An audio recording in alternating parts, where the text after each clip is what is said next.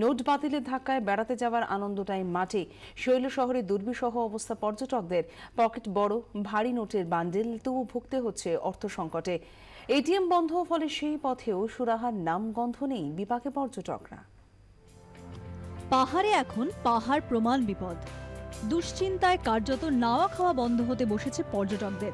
500-1000-এর note বাতিলের জেরে সবাই ঘোর বিপদে। পকেট ভারী বড় নোটে, তবু এত অসহায় কখনো লাগেনি। খুচরোর অভাবে শিয়রে সংকট।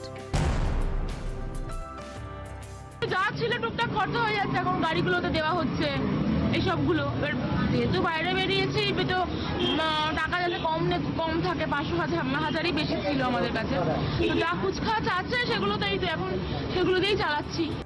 ছেলে দার্জিলিং এ স্কুলে পড়ে। বিহার থেকে তাকে ছাড়তে এসে মহা ফ্যাসাদে তার বাড়ির লোকজন। ছেলেকে যে জরুরি কিছু জিনিসপত্র কিনে দেবেন সেই উপায়ও নেই। इतना प्रॉब्लम है कि हम लोग इतना ही पैसा लेके आए थे जो कि हम लोग बच्चे को छोड़ के जा सकते हैं, ताकि अगर आगे हम लोग सोचे, इतना हम लोगों के पास बजट इस बार चेंज पैसा है नहीं, बड़े नोट है जो कि आगे कोई लेने के लिए तैयार नहीं हो रहा है। বেড়ানো মাথায় উঠেছে। এখন হাতে থাকা সামান্য কয়েকটি 50-100 নোটের ভরসায় বাড়ি ফেরার পথ খুঁজতে ব্যস্ত পর্যটকেরা।